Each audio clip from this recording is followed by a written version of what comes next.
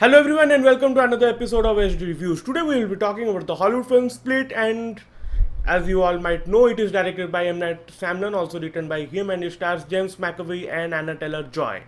So this film is regarded as one of the comeback film of M. Night Shyamalan. Yes, comeback because he had a whatever. He had a long streak, I would say, of bad films like After Earth, The Lady in Water, The Happening, The Village Was Good. What more? The Last Airbender. Those were pathetic films, but for me, he is one of my favorite director. Why favorite? Because I think he's a very very brave director. Starting from his first film like Sixth Sense, Village, Unbreakable, Science. Those films dealt with very very different topics that were not common or that were not a trend, that were not thought of at that time. And when I watched those films, it was kind of interesting and it was good. It was good filmmaking at its best. But the kind of twist ending that he have almost in every film, that became a trend, and when it did not come in some of his films, the audience became sad, or when did it came and it was not good, the audience became sad, and soon M. Night Shyamalan became a topic of discussion, how a good filmmaker can become bad. But I enjoyed his last film, that was Visit. I think it was a very very well made horror film. It was at an extremely low budget, and even this film made at only $10 million, which is very very low compared to some of the biggies that we see. So now coming back to the film, the story is about Kevin, which is played by James McAvoy, and he has 23 different personalities. He's suffering from dissociative identity disorder, and as the trailer or the tagline of this film suggests, the 24th personality, which is a big suspense throughout the film, and it is somewhat revealed towards the end, is about to be revealed. So we don't know what this personality is about.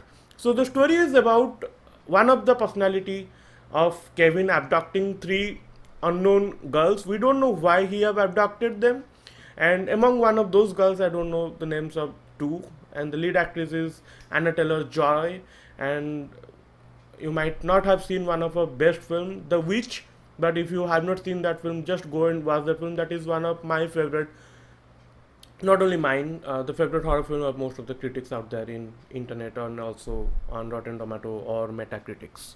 Anyways, coming back to this film, she has performed brilliantly. So her character and two of her friends are abducted by Kevin. So simultaneously, Kevin is having a psychiatric discussion with one of his psychiatrist, and we don't know why this character, why one of the personality of Kevin is abducted, and as it is very very evident from the trailer, and it is not a spoiler, that these girls try to find out that personality of Kevin that will help them escape from the place where they have been kept captive. But things don't go smoothly and some horrible things happen. So this is a very very, I would say, tightly written thriller. The plot points get very very entangled and confusing at points, but as I said, the director has the complete hold about it. So the story is very very very very good, especially towards the end when they reveal one of the most important thing about this film. The story even gets better. So if you thought of giving the story, okay, that's 70 out of 100. So after the end revelation that is going to be shocking, you would take this film to, okay, now it's 90, man, it's 90 out of 100. Yes, definitely.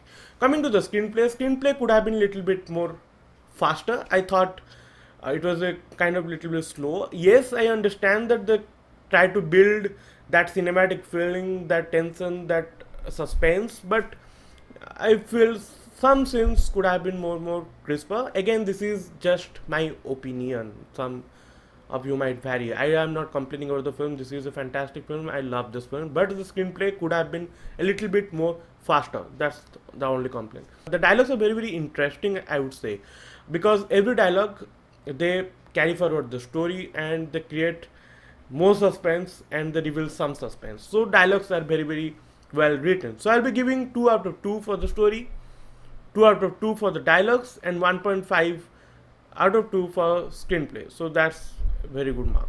Coming to the acting and direction, starting with the acting, the performance of James McAvoy is definitely one of his best in his career. You might know this guy from the big films that he has done, like X-Men, where he has played the younger Professor X, or in Wanted, where he was casted opposite Angelina Jolie. I think he was fantastic in that film. If you have not watched Wanted, go and watch him. You will enjoy. And if you have not X-Men films, I don't know why you're here.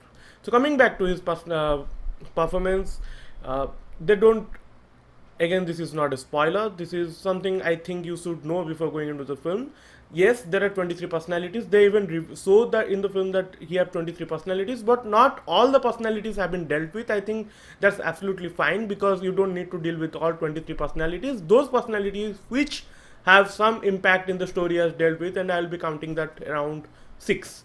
Yes, they have dealt with 6 good personalities, and the rest 23 minus 6, that is 17 personalities, had they've depicted that in the story that he has 17 personalities, but that has not been dealt with clearly in the film. Anyways, so performance of James McAvoy is very very good. Anna Taylor-Joy is a fantastic actress, I would say, because from this film and the last film that she has done, The Witch, she has been praised everywhere by everyone, and I am one of them. And I want to praise that person because she is a fantastic actress, and she has been choosing very very good scripts which has strong characters for her, and I hope she has a bright future in Hollywood. The supporting cast of this film is good. Everyone has done a good job. Yes, 2 or 3 actors I think were little bit overboard. I think they were a little bit melodramatic, but that's absolutely fine. They have limited screen space. The persons that matter have done fantastic work. I'll be going with 1.5 out of 2 for the acting section. Coming to the direction, see, M. Night Shyamalan, along with directing this film, he has also written this film. So that guy is awesome, as I always say, because I have enjoyed most of his film, even one of his old films like The Happening or The Airbender, that were entertaining, though they were not good films, but I was entertained throughout the run course of those films. So I enjoyed Split. I enjoyed his direction. I think there were no flaw in his direction. He has built the suspense very very well.